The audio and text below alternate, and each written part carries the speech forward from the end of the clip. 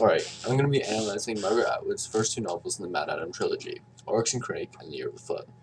The two novels run at the same time as each other and tell the story of the apocalypse from different characters' perspective.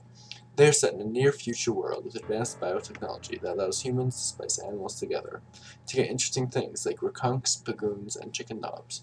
This technology gets out of hand as Jimmy's childhood friend Crake, one of the top scientists in the world, uses it to create a miracle pill that is designed to wipe out humanity.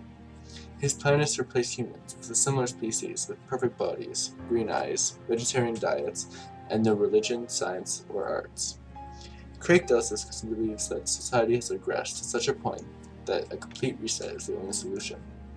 Margaret Atwood is very adamant that this series is not science fiction, but speculative fiction, because the events are all very plausible in the near future. Atwood's message to her readers is that humanity's destructive nature will lead to its own demise. She does this through her use of style and structure, foreshadowing, and setting. I'll start off with style and structure. Atwood uses unique chapter structure in her novels to carry her message. The first chapter in Oryx and Crake is from Jimmy's perspective after the apocalypse. The book continues to switch between Jimmy's perspectives before and after the apocalypse. The before chapters are there to show humanity's destructive nature and how it leads up to the apocalypse. Starting with the after chapters leaves the reader with no hope that everything is going to be alright in the end. Humanity was doomed as soon as they started on their path of destruction. Next off is foreshadowing.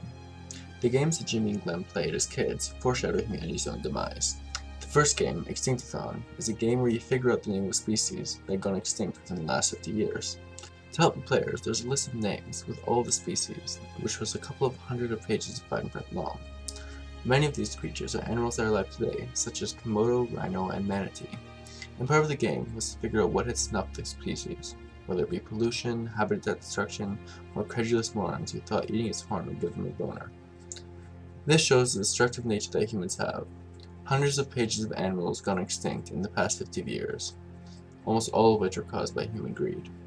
The other game that they played was called Bloods and Roses. In this game, the players traded human atrocities for achievements. The dilemma of Bloods and Roses was that it was easy to remember the blood stuff. The other trouble was that the blood player usually won, but winning meant you inherited a wasteland. This game shows how humans are predisposed to remember horrible things rather than great things. This explains the destructive nature of humans, because terrible actions hold a stronger presence in the mind than noble ones. This quote also foreshadows Craig's extermination of the human race via the Bliss Plus pill, and Jimmy's inheritance of the deserted wasteland that followed. Last off, we have setting. The MaddAddam series is set in a dystopian, near-future world. The citizens are separated into two groups, the compound people and the plebes. The higher class people live in the compounds, which are like gated communities and are generally filled with scientists as well as high-ranking officials. The rest of the people lived in the plebe-lands, which surrounds the compounds, and all the lower class citizens live there. This quote shows the vast difference between the lifestyles of the compound people and the plebes. As Michael O'Connor puts it, the growing division between the rich and the poor seems to be one of the considerable qualities that causes global destruction in this novel. In these novels, the rich people in the compounds only get richer and more educated, as the poor people in the plebe-lands get poorer and don't have access to the same education. This intense class gap shows how humans are not only destructive to the planet, but to their own kind as well. Her depiction of society in the novel actually regresses. Society without progress is really no society at all, and therefore it is destroyed. Another problem with the society in the MaddAddam series is that the population has become desensitized to inhumanity. Jimmy and Craig would watch animal snuff sites on headsoff.com, which played live footage of executions in Asia, along with other websites that showcase brutality. One example is paintball, which is when the government had criminals divided into two teams and put into an arena. The objective was to kill the other team. This televised and commercialized pain clearly shows how desensitized humanity has become. With humans becoming so numb to inhumane acts, it comes as no surprise that these atrocities become commonplace. This political corruptness goes beyond paintball as well. The government, which is largely run by scientific corporations, take advantage of its citizens in order to make more money.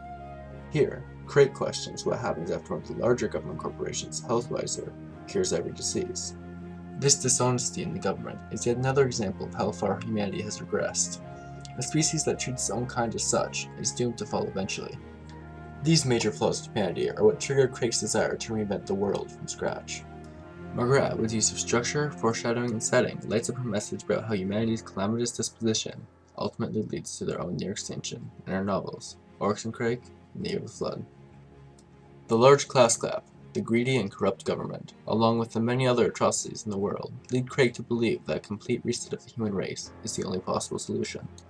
Humanity's end is foreshadowed through the games that Craig and Jimmy used to play as kids.